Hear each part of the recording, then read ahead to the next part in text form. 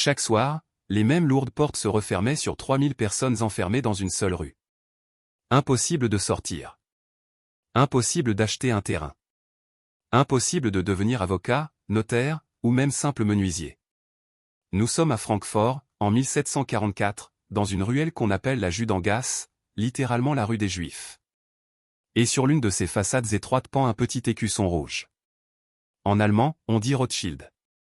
Retenez ce mot, parce que 2 siècles et demi plus tard, il désignera des palais, des banques, des vignobles vendus au prix d'un appartement la bouteille, et une fortune que certains osent chiffrer en milliers de milliards.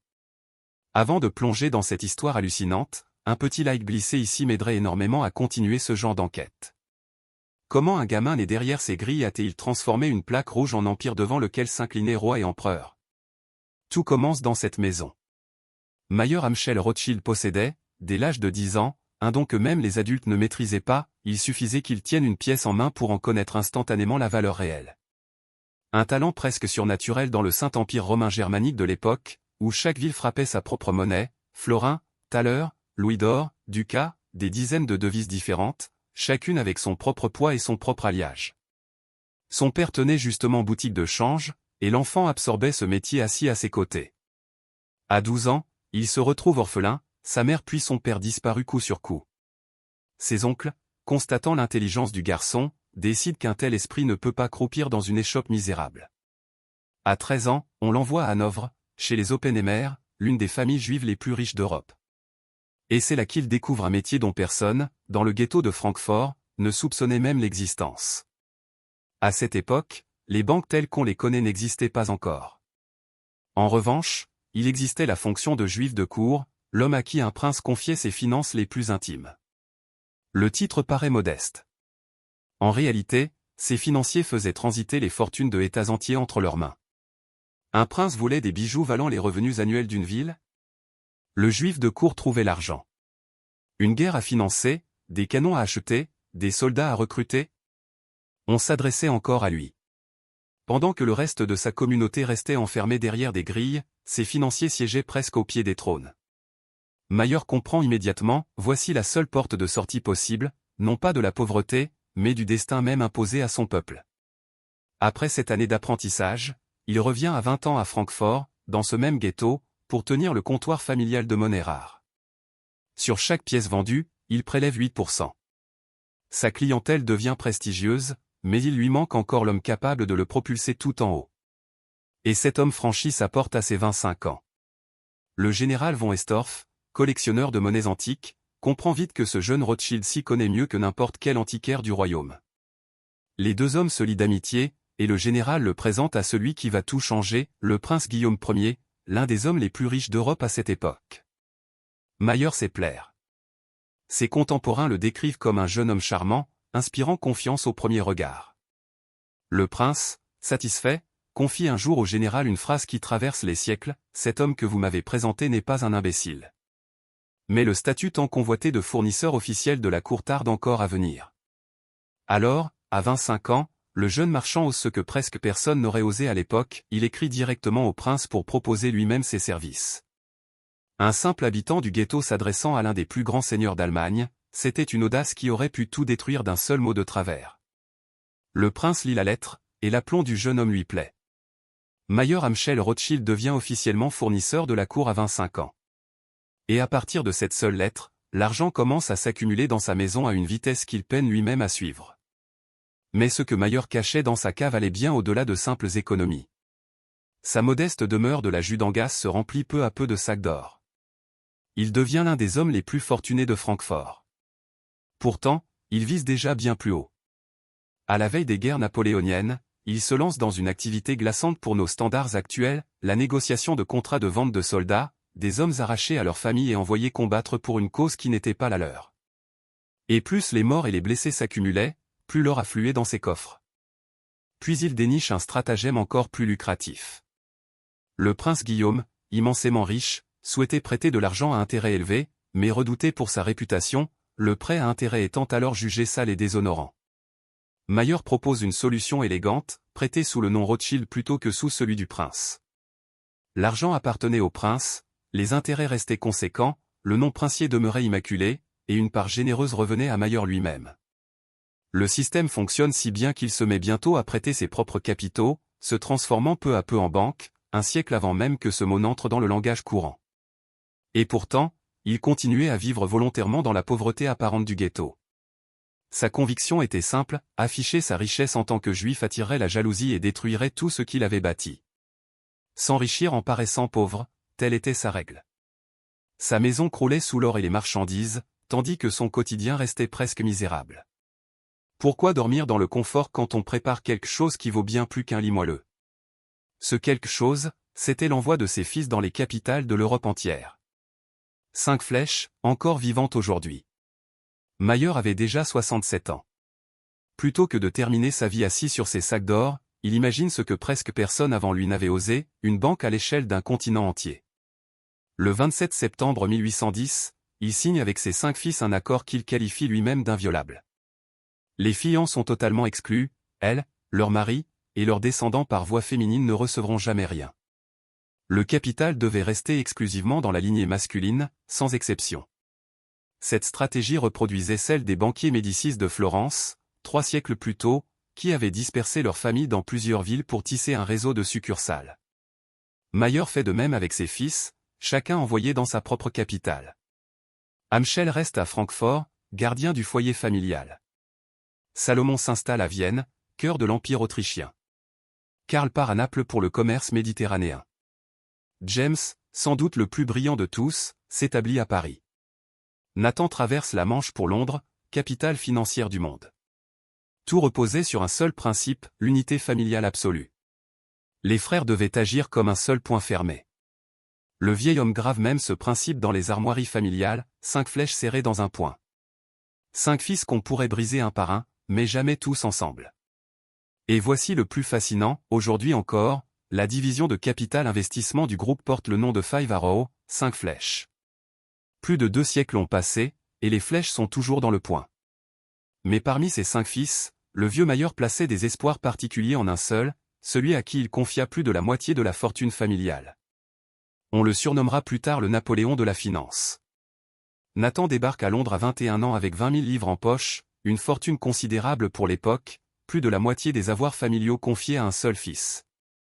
Sauf qu'il ne parlait pas la langue, ignorait les usages, et tenait une comptabilité, disons, approximative. Son père l'avait prévenu sans détour, tu as l'intelligence, mais sans ordre, un millionnaire devient un moins que rien. Nathan devait s'infiltrer seul dans le cercle fermé des financiers londoniens et forcer toute la City à respecter le nom Rothschild. Et il y parvient. En pleine guerre contre Napoléon, Nathan devient le banquier de la coalition anti-française.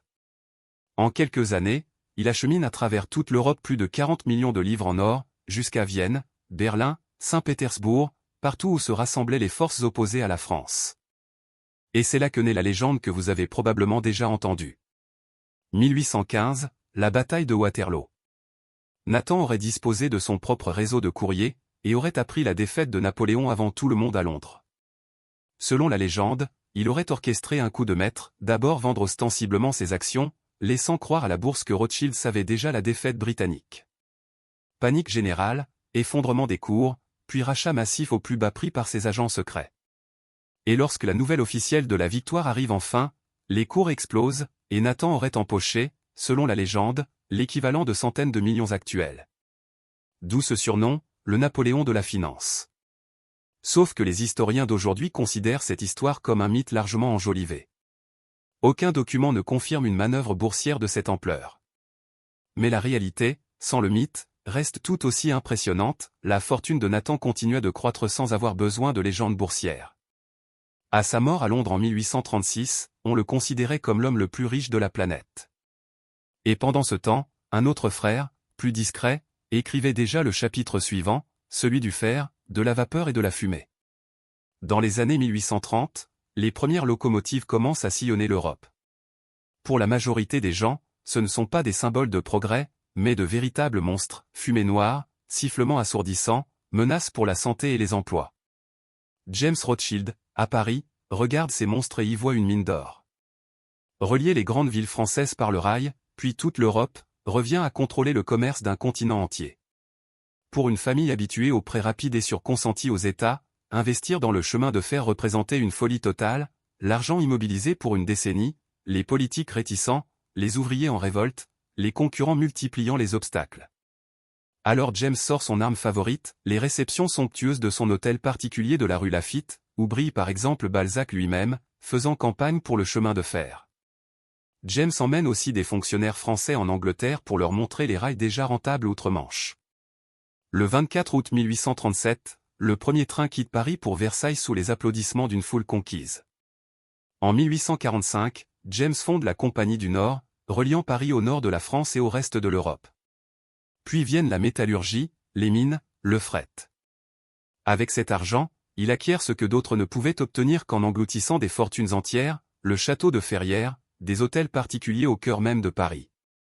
Puis, en 1848, l'Europe est secouée par des vagues révolutionnaires, grèves, sabotages, réseaux paralysés. La Compagnie du Nord vacille. Un journaliste écrit alors que tous les banquiers de Paris sont ruinés, tombant les uns après les autres. Rothschild tient bon, seul, mais exsangue. Ce qui le sauve, ce sont précisément ces fameuses 5 flèches.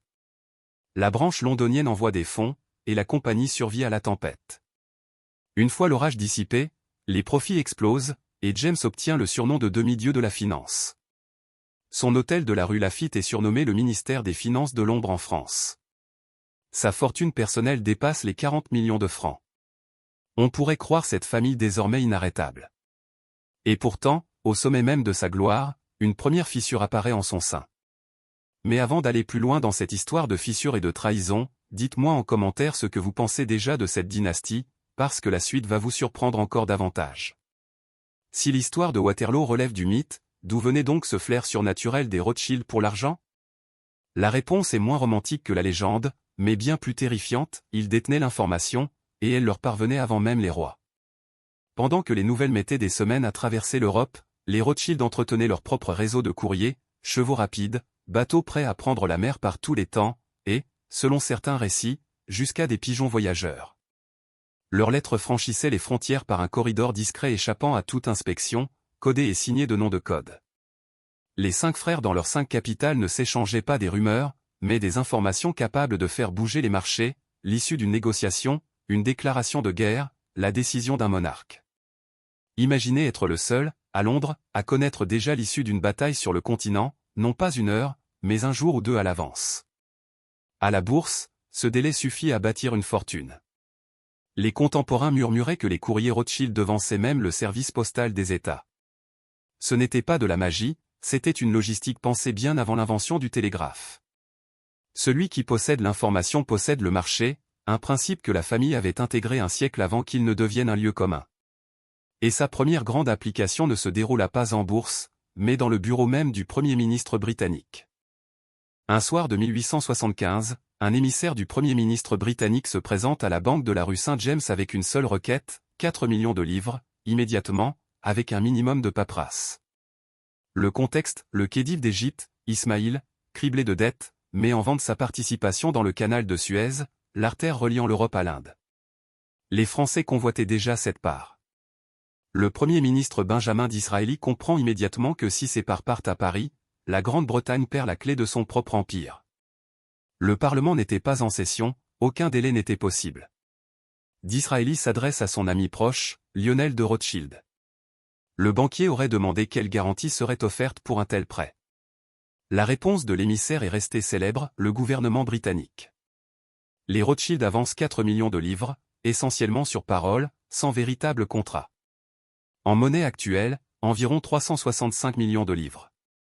Avec cette somme, la Grande-Bretagne rachète 176 000 actions, soit 44% du canal.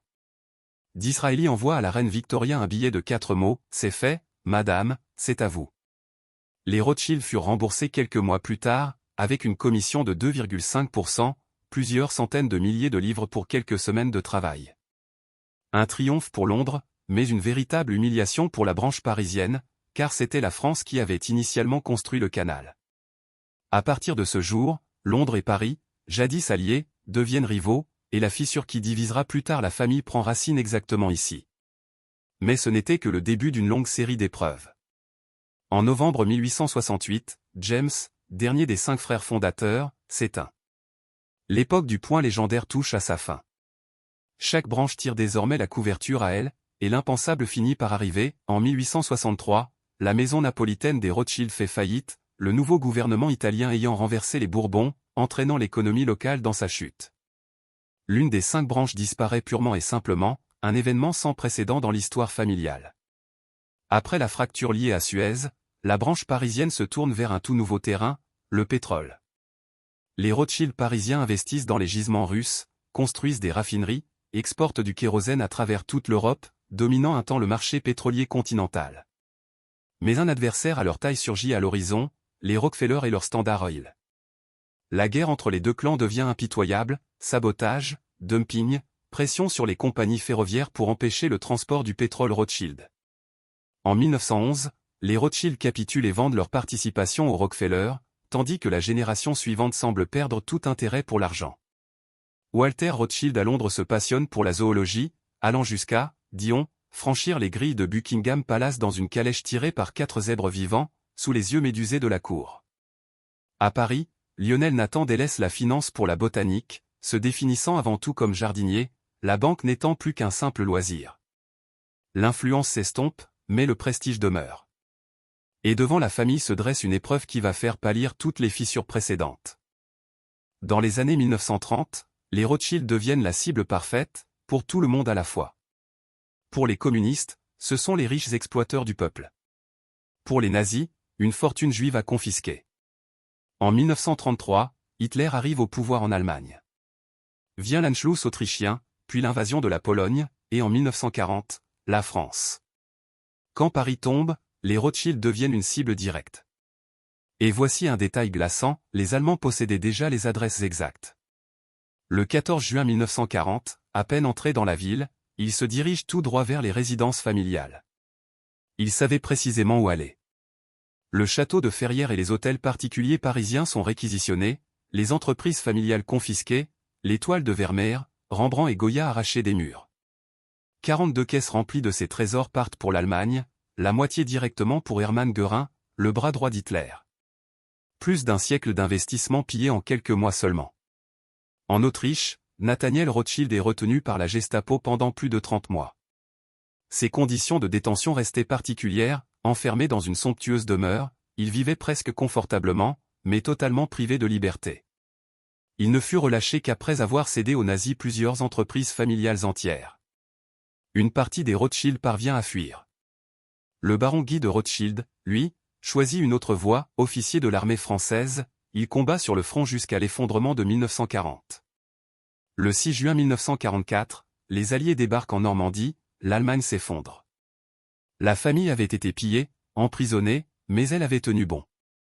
Restait une question, pouvait-on seulement reconstruire ce qui avait été dispersé à travers toute l'Europe?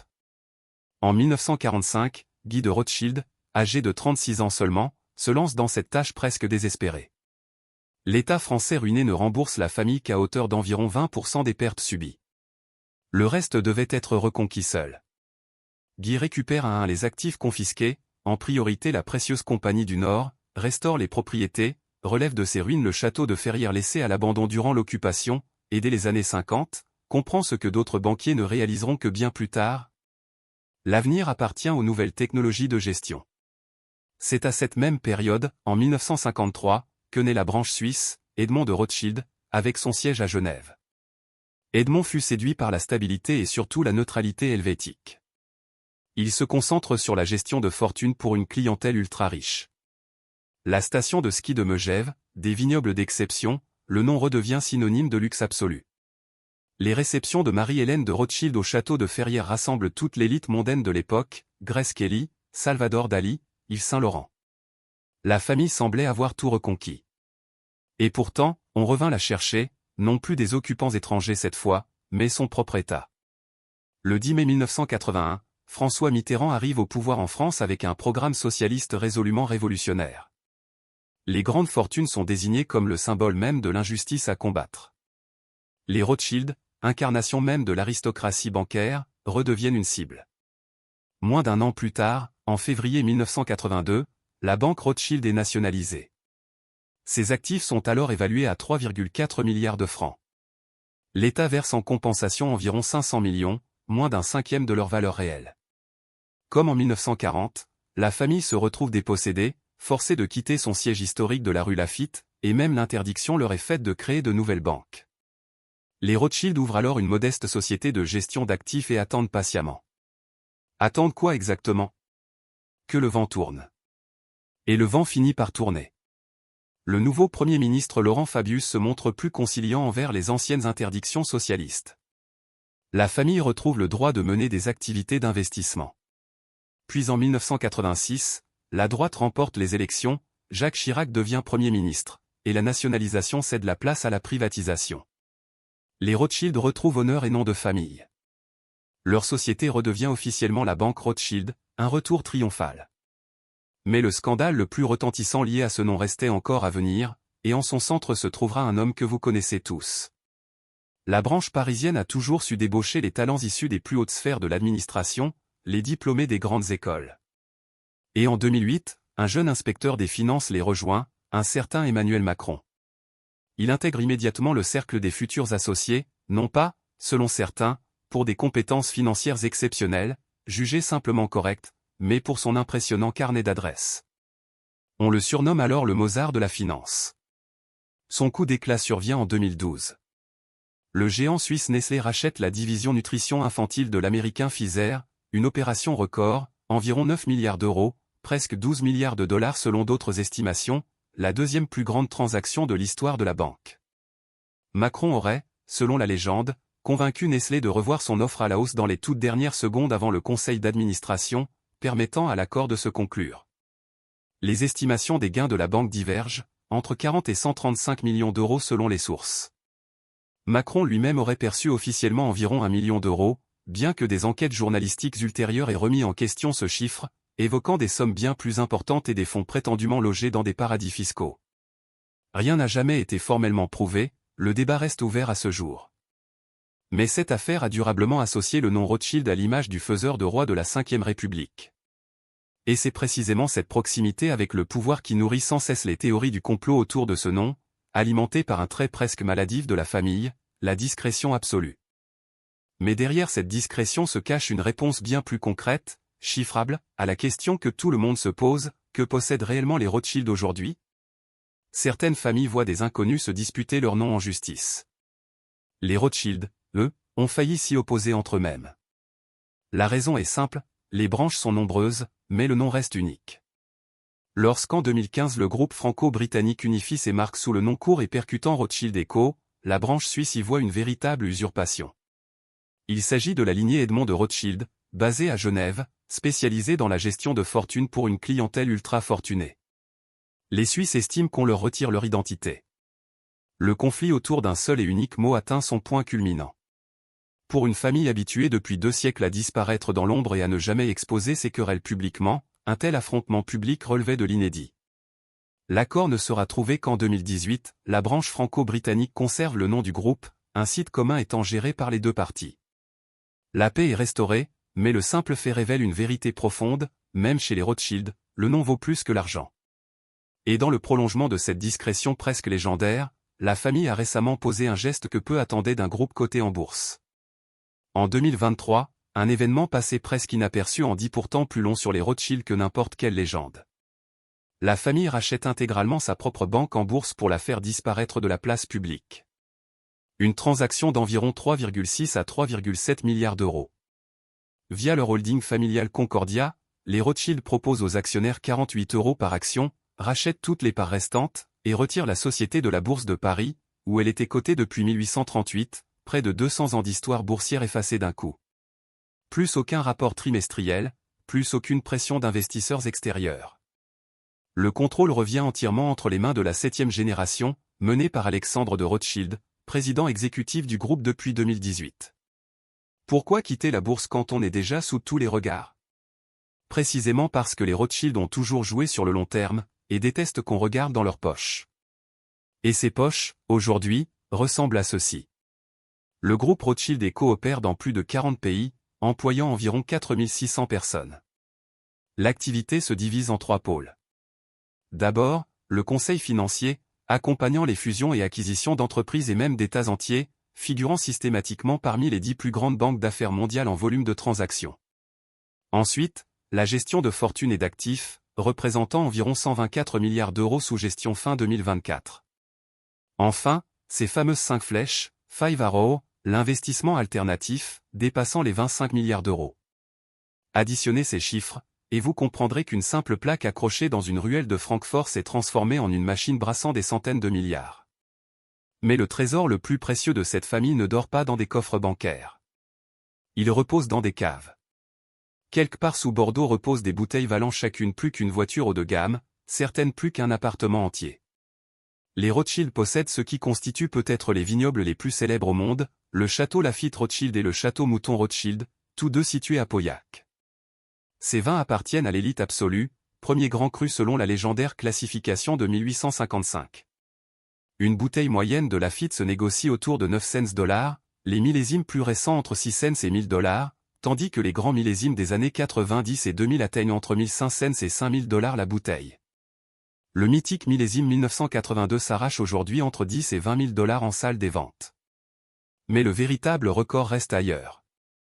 En 2010, chez Sotheby's à Hong Kong, une seule bouteille de Lafite millésime 1869 s'est vendue près de 234 000 $, pièce unique du tout premier millésime produit par la famille, acheté un an seulement après l'acquisition du domaine.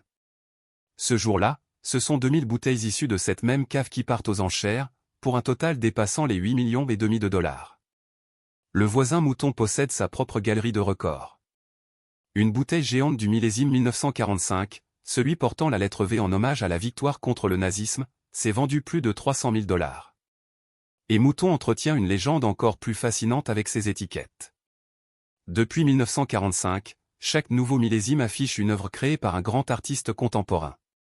Picasso, Dali, Warhol, Chagall, Francis Bacon ont tous prêté leur pinceau à ces étiquettes, une liste digne d'un catalogue de musée.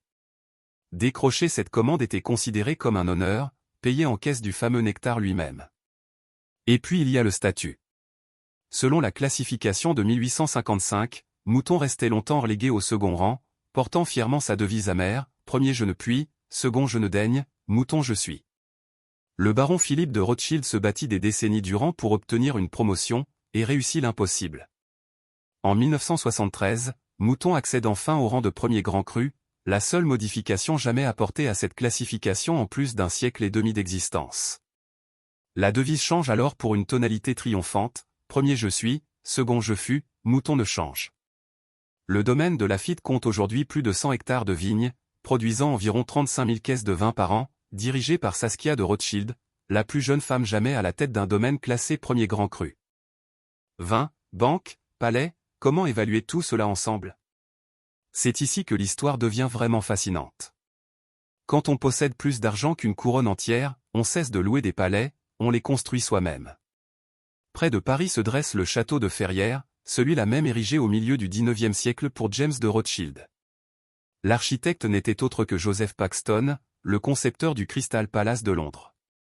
L'ampleur du projet était telle que le monarque venu visiter les lieux aurait simplement lâché, dépité, qu'un roi ne pourrait jamais se permettre pareille demeure. Des dizaines de pièces, un parc immense, des terrains de chasse, tout était pensé pour recevoir l'Europe entière d'un seul coup.